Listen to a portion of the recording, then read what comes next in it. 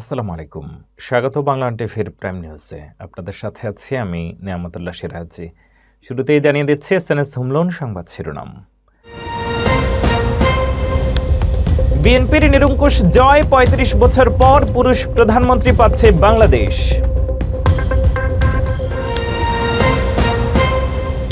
তারেক রহমানের প্রত্যাবর্তন ও বিএনপির জয়ে বাংলাদেশের রাজনৈতিক মানচিত্রে নতুন অধ্যায়। যুক্তরাষ্ট্রে ১.৬ মিলিয়ন অবৈধ অভিবাসীর বিরুদ্ধে চূড়ান্ত দেশ ত্যাগ আদেশ।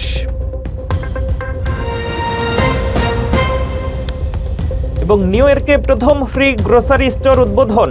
নগরবাসী পাচ্ছেন বিনামূল্যে খাদ্য ও প্রয়োজনীয় জিনিস। এতক্ষণ শুনছিলেন শিরোনাম, এবারে বিস্তারিত।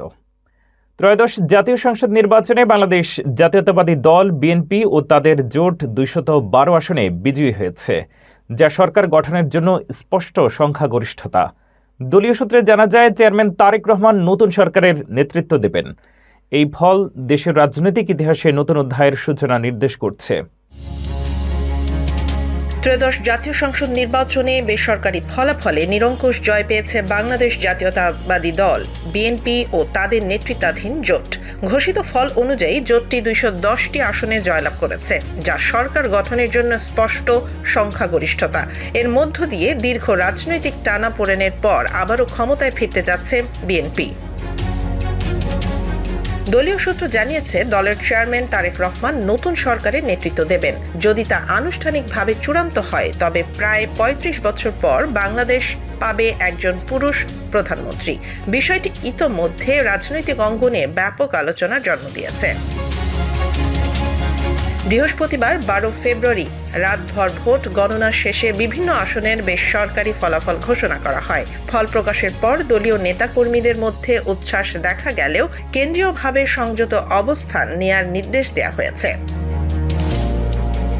ইতিহাস ঘেঁটে দেখা গেছে, সর্বশেষ ১৯৮৮ সালে প্রধানমন্ত্রী ছিলেন কাজী জাফর আহমেদ। ১৯৯০ সালের পর থেকে দেশের প্রধানমন্ত্রীর দায়িত্ব পালন করেছেন নারী নেত্রীরা। বিশেষ করে খালেদা জিয়া ও শেখ হাসিনা দীর্ঘ সময় ধরে রাষ্ট্র পরিচালনা করেছেন। ফলে বাংলাদেশের রাজনীতিতে নারী নেতৃত্ব একটি বিশেষ বৈশিষ্ট্যে পরিণত হয়। এদিকে বিজয় উদযাপন ঘিরে কোনো ধরনের মিছিল বা শোডাউন না করার নির্দেশনা দিয়েছে বিএনপি।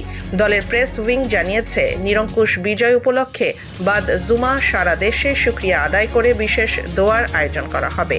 পাশাপাশি মন্দির, গির্জা ও অন্যান্য ধর্মীয় উপাসনালয়েও প্রার্থনার আয়োজন করা হবে। সব মিলিয়ে এই নির্বাচনের ফল শুধু সরকার পরিবর্তনের ইঙ্গিতই নয়, বরং দেশের রাজনৈতিক ইতিহাসে এক নতুন অধ্যায়ের সূচনার বার্তাও বহন করছে। ত্রয়োদশ জাতীয় সংসদ নির্বাচন সম্পন্ন হওয়ার পরও বেগম খালেদা জিয়া তা দেখে যেতে পারেননি। দীর্ঘদিন অসুস্থ ছিলেন বিএনপির চেয়ারপারসন ও সাবেক প্রধানমন্ত্রী। দেশের রাজনৈতিক অঙ্গনে তিনি ছিলেন আপোষহীন নেতৃত্বের প্রতীক। দলীয় নেতাকর্মীদের কাছে শুধু চেয়ারপারসন নয়, বরং দেশনেত্রী হিসেবে চিরস্মরণীয়। তাঁর সংগ্রাম ও দৃঢ়চেতা নেতৃত্ব বাংলাদেশের গণতান্ত্রিক ইতিহাসে বিশেষ জায়গা রাখবে। দীর্ঘ রাজনৈতিক সংগ্রাম আর প্রতিকূলতার পথ পেরিয়ে দেশে সম্পন্ন হয়েছে ত্রয়োদশ জাতীয় সংসদ নির্বাচন। বিশ্লেষকদের মতে এটি বাংলাদেশের গণতান্ত্রিক ইতিহাসে এক গুরুত্বপূর্ণ অধ্যায়। কিন্তু এই মাহেন্দ্রক্ষণ দেখে যেতে পারলেন না যিনি সারা জীবন গণতন্ত্রের প্রশ্নে আপোষহীন ছিলেন, বেগম খালেদা জিয়া। গত ৩০ ডিসেম্বর না ফেরার দেশে পাড়ি জমান বিএনপির চেয়ারপারসন ও সাবেক প্রধানমন্ত্রী খালেদা জিয়া। দীর্ঘদিন নানা জটিল রোগে ভুগছিলেন তিনি। মৃত্যুর আগ পর্যন্ত দেশের রাজনৈতিক অঙ্গনে তিনি ছিলেন আপোষহীন নেতৃত্বের প্রতীক। দলীয় নেতাকর্মীদের কাছে তিনি শুধু চেয়ারপারসন নন, ছিলেন দেশনেত্রী। স্বামী জিয়াউর রহমান নিহত হওয়ার পর এক সাধারণ গৃহবধূ থেকে রাজনীতির অগ্রভাগে উঠে আসেন তিনি। স্বৈরাচার বিরোধী আন্দোলনে নেতৃত্ব দিয়ে অর্জন করেন আপোষহীন উপাধি। ১৯৯১ সালে সংসদীয় গণতন্ত্র পুনঃপ্রবর্তনের পর প্রধানমন্ত্রী হিসেবে দায়িত্ব পালন করেন। ২০০৭ সালের সেনা শাসিত তত্ত্বাবধায়ক সরকারের সময়ে দেশ ত্যাগের চাপ এলেও তিনি বলেছিলেন, বাংলাদেশই আমার ঠিকানা। বন্দিত্ব, অপমান, একাকিত্ব সবকিছুর মধ্যেও তিনি দল ও গণতন্ত্রের পক্ষে অবস্থান ধরে রাখেন। এবারের নির্বাচনে বেসরকারি ফল অনুযায়ী বিএনপি নিরঙ্কুশ জয় পেয়েছে। তার ছেলে ও দলের চেয়ারম্যান তারেক রহমান দুটি আসনে জয়লাভ করেছেন এবং প্রধানমন্ত্রী হওয়ার সম্ভাবনায় রয়েছেন। কিন্তু ছেলের এই অর্জন ও দলের প্রত্যাবর্তনের ঐতিহাসিক মুহূর্ত দেখে যেতে পারলেন না খালেদা জিয়া। দলের নেতাকর্মীরা বলছেন, গণতন্ত্রের এই বিজয়ের দিনে সবচেয়ে বেশি যাকে স্মরণ করা হচ্ছে তিনি বেগম খালেদা জিয়া। কারণ ইতিহাসের এই অধ্যায়ে তার সংগ্রাম, ত্যাগ ও দৃঢ়চেতা নেতৃত্ব চিরকাল স্মরণীয় হয়ে থাকবে। তারেক রহমানের দেশে প্রত্যাবর্তন ও বিএনপির ঐতিহাসিক বিজয় বাংলাদেশের রাজনৈতিক মানচিত্রে নতুন অধ্যায়ের সূচনা করেছে। মাত্র 1.5 মাসে তিনি ত্রয়োদশ জাতীয় সংসদ নির্বাচনে বিপুল ব্যবধানে জয়ী হয়েছেন। নির্বাচনের সঙ্গে অনুষ্ঠিত গণভোটে প্রাতিষ্ঠানিক সংস্কারের প্রতি জনসমর্থন স্পষ্ট হয়েছে। বিএনপির বিজয়ের পর মিছিল নেই, বিশেষ দোয়া অনুষ্ঠিত হবে। তারেক গণতন্ত্র পুনর্গঠনের নেতা হিসেবে দেশের অর্থনীতি ও রাজনীতিতে পরিবর্তন আনতে উদ্যোগী। তারেক রহমানের লন্ডনে স্বেচ্ছা নির্বাসনের দীর্ঘ অধ্যায় শেষ হয়ে দেশে প্রত্যাবর্তনের পর মাত্র 1.5 মাসে তিনি বাংলাদেশের ত্রয়োদশ জাতীয় সংসদ নির্বাচনে বিপুল ব্যবধানে জয়লাভ করে প্রধানমন্ত্রী পদে বসার পথে আছেন। রাজনৈতিক প্রতিহিংসার শিকার এই 60 বছর বয়সী নেতা একসময় দুর্নীতির অভিযোগে কঠোর দমন নিপীড়নের সম্মুখীন হয়েছিলেন। দেশে ফেরার দিন ঢাকার হযরত শাহজালাল আন্তর্জাতিক বিমানবন্দরে লাখো নেতাকর্মীর উপস্থিতিতে তার আবেগময় প্রত্যাবর্তন দৃশ্যমান হয়। তারেক রহমান বাংলাদেশের রাজনৈতিক বংশ পরম্পরার প্রতীক। বাবা জিয়াউর রহমান মুক্তিযুদ্ধের সংগঠক ও রাষ্ট্রপতি ছিলেন। মা বেগম খালেদা জিয়া দেশের প্রথম নারী প্রধানমন্ত্রী ছিলেন। দেশে ফিরে মাত্র 5 দিন পর তার মা মৃত্যুবরণ করেন। বিএনপি নির্বাচনে 200টির বেশি আসন জিতে ইতিহাসের সবচেয়ে বড় সাফল্য অর্জন করেছে। গণ অভ্যুত্থানের তরুণ নেতৃত্বে গঠিত জাতীয় নাগরিক পার্টি এনসিপি ও জামায়াতে ইসলামের জোট নির্বাচনে প্রত্যাশা অনুযায়ী ফল দিতে পারেনি। একই সঙ্গে অনুষ্ঠিত গণভোটেও প্রাতিষ্ঠানিক সংস্কারের প্রস্তাবের প্রতি জনসমর্থন স্পষ্ট হয়েছে। প্রধানত নির্বাচনকালীন নিরপেক্ষ অন্তর্বর্তী সরকার, দ্বিকক্ষ বিশিষ্ট সংসদ, নারীর প্রতিনিধিত্ব বৃদ্ধি ও প্রধানমন্ত্রীদের 2 মেয়াদে সীমাবদ্ধতা প্রস্তাবিত হয়েছে।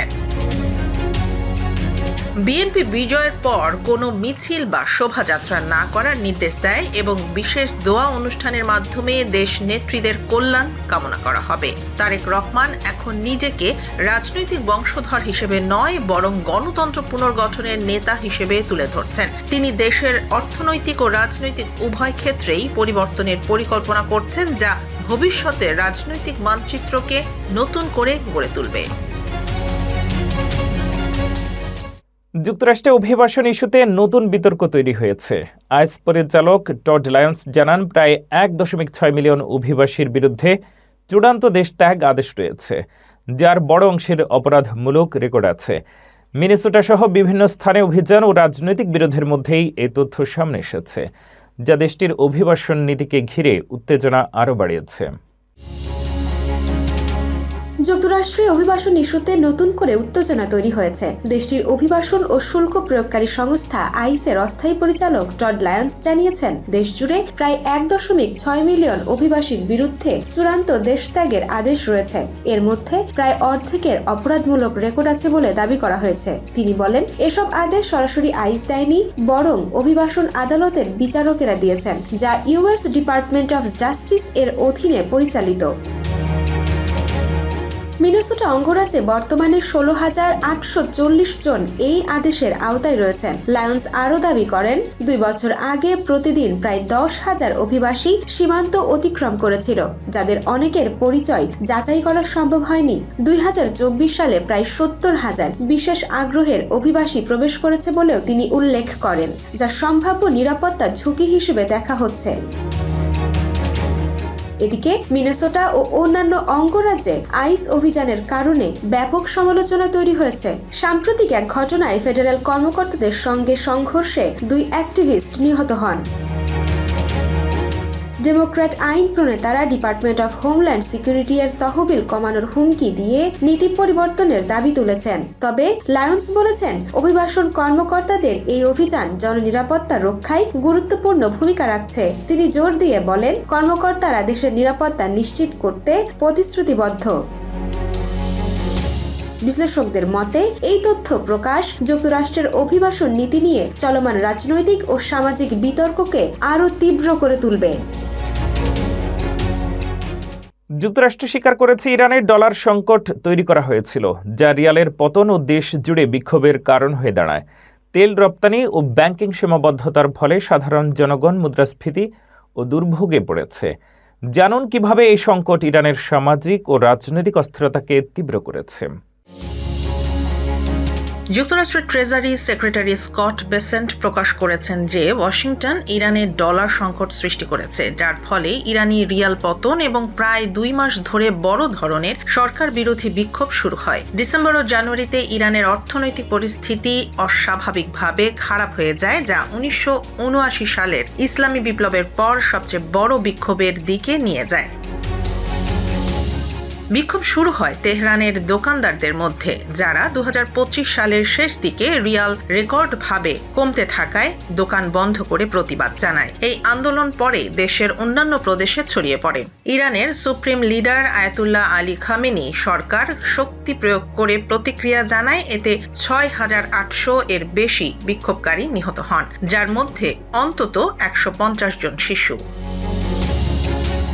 একজন অর্থনীতিবিদ মোহাম্মদ রেজা ফারজানেগান জানান, যুক্তরাষ্ট্র ইরানের তেল রপ্তানি ও আন্তর্জাতিক ব্যাংকিং ব্যবস্থার প্রবাহ বন্ধ করে ডলার সংকট সৃষ্টি করেছে। এই কারণে রিয়ালের মান পরে আমদানিকৃত পণ্যের দাম বেড়ে যায় এবং মুদ্রাস্ফীতি বৃদ্ধি পায়। ডলার আন্তর্জাতিক বাণিজ্যের প্রধান মুদ্রা হওয়ায় তেল ও যন্ত্রপাতি রপ্তানি বা ঋণ পরিশোধের জন্য পর্যাপ্ত ডলারের অভাব দেশটির অর্থনীতিকে মারাত্মকভাবে প্রভাবিত করেছে। বিশ্লেষকরা বলছেন, যুক্তরাষ্ট্রের এই কৌশল ইরানের অর্থনৈতিক চাপ বাড়াতে এবং প্রতিবাদকে তীব্র করতে নেওয়া হয়েছে। সাধারণ ইরানি জনগণ এই পরিস্থিতিতে দুর্ভোগের মধ্যে পড়েছে এবং চলমান সংকট দেশটির সামাজিক ও রাজনৈতিক অস্থিরতাকে আরও বাড়াচ্ছে। নিউ ইয়র্কে প্রথম ফ্রি গ্রোসারি স্টোর উদ্বোধন করা হয়েছে, যেখানে মানুষকে বিনামূল্যে খাদ্য ও নিত্য প্রয়োজনীয় জিনিসপত্র দেওয়া হচ্ছে। পলিমার্কেট উদ্যোগে স্থাপিত এই দোকানটি হাজারো নগরবাসীর আগ্রহের কেন্দ্রবিন্দু হয়ে দাঁড়িয়েছে। ফ্রি খাবারের সুবিধা ও দোকানের সফলতা নগরবাসীর মধ্যে ইতিবাচক প্রতিক্রিয়া সৃষ্টি করছে। নিউ ইয়র্কে প্রথম ফ্রি গ্রোসারি স্টোর চালু হয়েছে, তবে এটি মেয়র জোহরান মামদানির ধারণার সঙ্গে পুরোপুরি মিলে না। ওয়েস্ট ভিলেজে পলিমার্কেটের উদ্যোগে স্টোরটি খুললে 400 এর বেশি মানুষ ঘন্টার পর ঘন্টা লাইনে দাঁড়িয়ে বিনামূল্যে ফল, শাকসবজি, শুকনো খাবার ও টয়লেট্রিজ সংগ্রহ করেন। স্টোর খোলার আগে মামদানি বিষয়টি নিয়ে আংশিক বিদ্রুপাত্মক প্রতিক্রিয়া প্রকাশ করেন।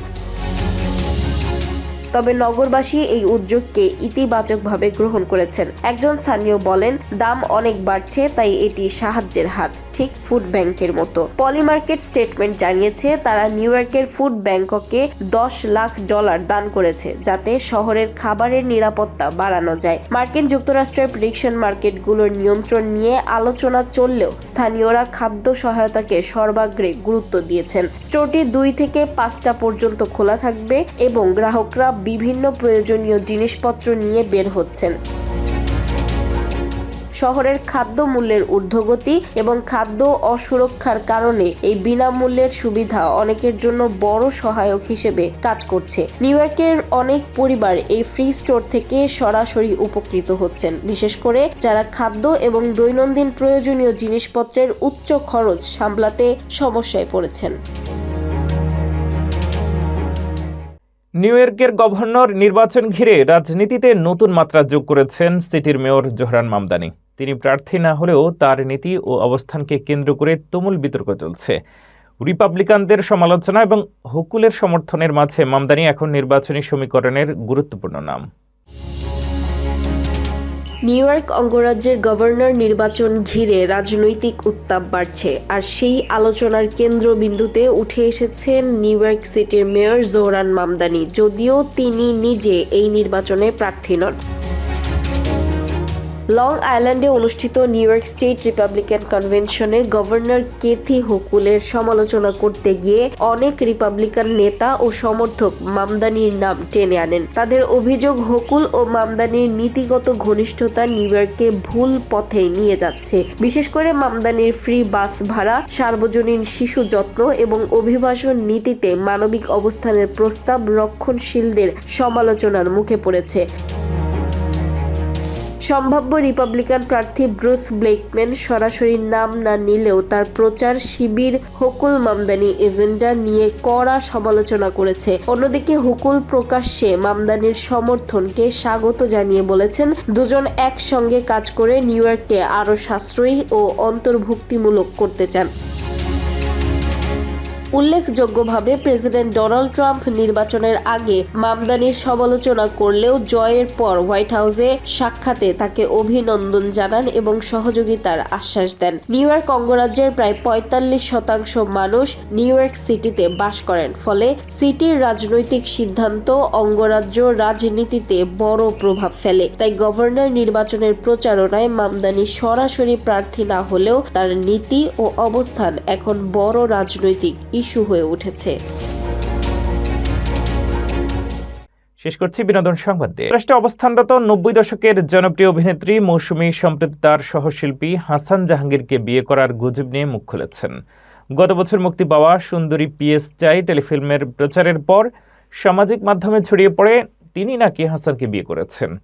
মৌসুমী বলেন, এইসব ভিত্তিহীন গুজব মানুষের বিনোদনের জন্য তৈরি হয় এবং তার কাছে বিরক্তিকর ও মূল্যহীন। তিনি স্পষ্ট করেন, নিজের ব্যক্তিগত জীবনকে কখনোই প্রচার বা মন গড়া গল্পের জন্য ব্যবহার করতে চান না।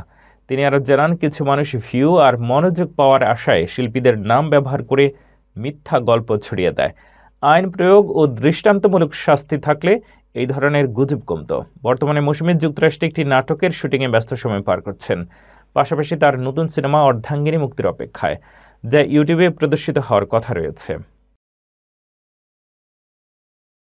এ ছিল বাংলা টিভির প্রাইম নিউজে। পরবর্তী প্রাইম নিউজ দেখার আমন্ত্রণ জানিয়ে শেষ করছি এখানেই। এতক্ষণ সাথে থাকার জন্য ধন্যবাদ।